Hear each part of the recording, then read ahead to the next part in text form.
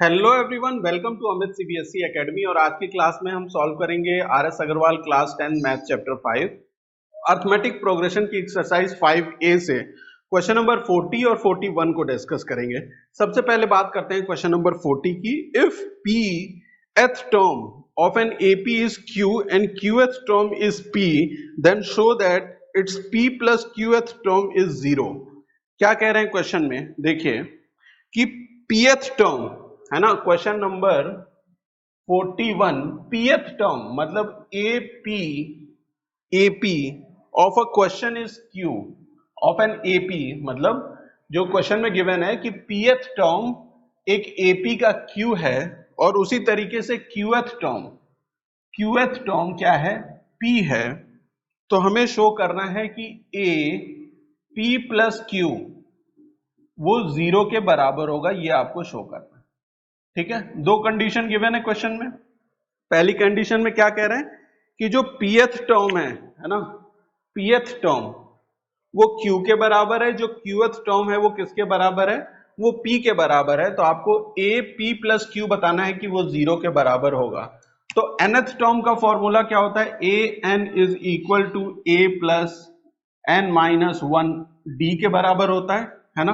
तो यहां से अगर AP फाइंड आउट करें, n की जगह अगर आप P ले लें तो ये हो जाएगा A plus P minus 1 D, n की जगह P हो गया। और इसी तरीके से ए क्यू अगर आप फाइंड आउट करें तो A plus Q minus 1 D हो जाएगा। ठीक है, तो ये हो गया आपका AP in terms of first term and common difference, और ये ए क्यू हो गया in terms of first term and common difference. ठीक है, ठीक है। तो यहां से देखिए जरा कि जो ए पी क्यू के बराबर है उसको आप कैसे लिख सकते हैं, A plus P minus 1 D is equal to Q. ठीक है, और A plus Q minus 1 D is equal to P. ठीक है, ये दो कंडीशन है, इन दोनों कंडीशन को हमने इस तरीके से लिख लिया। क्लियर है, कोई दिक्कत यहां पे समझने में? तो इन दोनों इक्वेशन का यूज करके हम A और D इन दोनों की वैल्यू फाइंड आउट कर सकते हैं या नहीं कर सकते हैं, जरा बताएं मुझे आप। इन दोनों इक्वेशन का यूज करके A और D की वैल्यू फाइंड आउट कर सकते हैं, है ना। देखिए, अगर ये इक्वेशन नंबर 1 है और ये आपकी इक्वेशन नंबर 2 है, तो इक्वेशन 2 माइनस इक्वेशन 1 कर रहे हैं।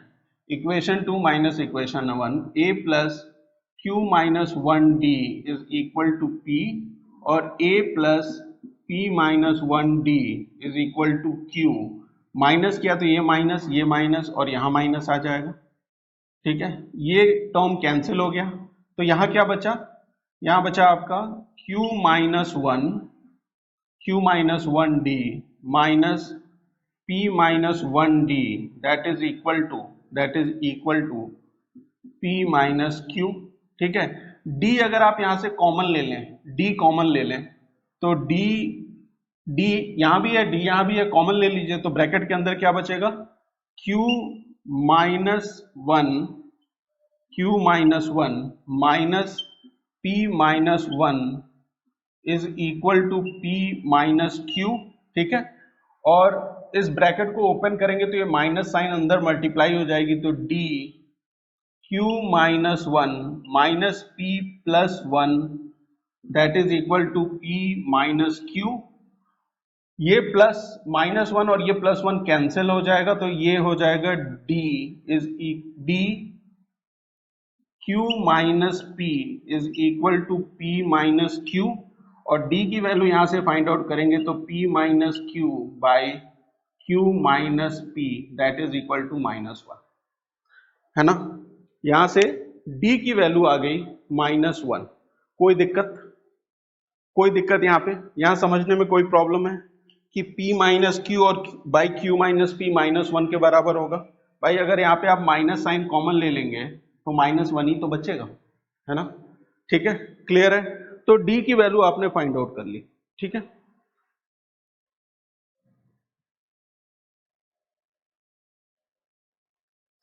डी की वैल्यू आपने फाइंड आउट कर ली। अब ये डी की वैल्यू आप इक्वेशन नंबर 1 में पुट कर दीजिए, ठीक है, ए की वैल्यू फाइंड आउट करने के लिए। तो A plus P minus one minus one is equal to Q, है ना, इज इक्वल टू क्यू।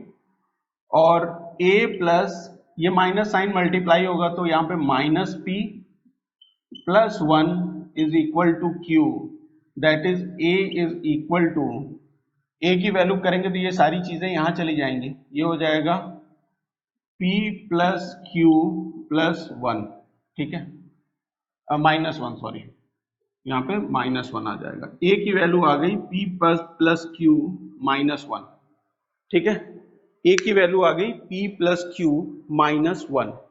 हमें क्या शो करना है कि a p प्लस क्यू मतलब a p plus q is equal to zero है ना, ये इक्वल टू जीरो है। तो जरा nth टर्म के फॉर्मूले में p प्लस क्यू लिखिए, मतलब n की जगह आप p प्लस क्यू ले लीजिए, तो a p plus q will be equal to a plus n की जगह क्या आ जाएगा, p plus Q minus one d, ये हो गया, है ना। और ये किसके बराबर शो करना है हमें, जीरो के बराबर। तो a की वैल्यू क्या आई है यहाँ पे, देखिए a की वैल्यू यहां पुट कर दीजिए जरा। a की जगह पे आप p plus Q minus one, देखिए a plus p plus Q minus one D में a की जगह आप ये वैल्यू पुट करिए p plus Q minus one plus p plus Q minus one, D की जगह आप क्या पुट करेंगे, माइनस वन पुट करेंगे, डी की जगह माइनस वन। तो ये माइनस वन अगर मल्टीप्लाई कर दें आप इसके अंदर तो इन सब की साइन चेंज हो जाएगी, है ना। तो p plus Q minus one as it is, जो ये यहाँ पे है, यहाँ माइनस वन p से मल्टीप्लाई होगा तो minus p minus q plus one, ठीक है, क्लियर है। Minus P plus p cancel हो गया, plus Q minus q cancel हो गया, minus one plus one cancel हो गया, तो क्या बचा, जीरो बचा। यही तो शो करना था, ठीक है, क्लियर है, कोई दिक्कत। देखिए इन दोनों इक्वेशन की हेल्प से या इन दोनों रिलेशन की हेल्प से हमने d और a की वैल्यू फाइंड आउट किया।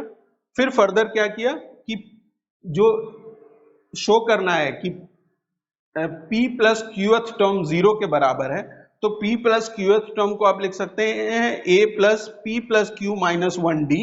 यहाँ पे a की वैल्यू पुट कर दी आपने p plus Q minus one और d की जगह माइनस वन ले लिया, तो आपने देखा कि ये जीरो के बराबर है।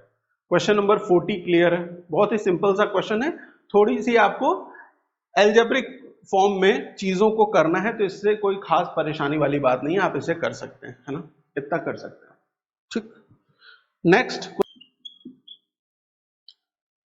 क्वेश्चन नंबर 41 पे आते हैं, है ना। देखिए क्वेश्चन नंबर 41 क्या कहता है, the first term and the last term of an AP is a and l respectively. First term और लास्ट टर्म एपी का जो है ए और एल है, ठीक है। Show that the sum of, आपको शो करना है कि सम ऑफ nth टर्म मतलब nth term from the beginning plus nth term from the end is equal to a plus l, ठीक है, ये चीज आपको शो करनी है। तो जरा बताइए मुझे कि nth टर्म फ्रॉम बिगनिंग क्या होता है, a n क्या होता है, वो होता है a plus n minus one D, कोई दिक्कत नहीं है इस चीज में। और nth term from the and, है ना, nth टर्म फ्रॉम एंड क्या होता है, लास्ट से, वो होता है l minus n minus one D. इन दोनों का सम कह रहे हैं कि a प्लस एल के बराबर है, क्योंकि फर्स्ट टर्म क्या है, a है, और लास्ट टर्म क्या है, l है। तो सिंपल है, इन दोनों को ऐड कर दीजिए, इन दोनों को ऐड कर दीजिए, यहाँ पे an हो जाएगा आपका a plus n minus one D plus ये हो जाएगा l minus n minus one D, ठीक है। ये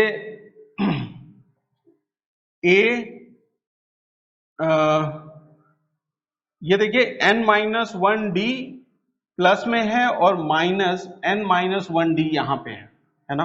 जरा ए और एल को अलग ले लीजिए, पहले ए प्लस एल कर लिया मैंने, ए और एल को अलग कर लिया, प्लस ब्रैकेट के अंदर लिख रहा हूं मैं, ब्रैकेट के अंदर है ना, plus n minus one d, n minus one d minus n minus one d. ये दोनों टर्म सेम है कि नहीं? सेम है, तो ये दोनों माइनस होकर जीरो हो जाएंगे, तो क्या बचा हमारे पास? ए प्लस एल ही तो बचा। बहुत ही सिंपल सा क्वेश्चन।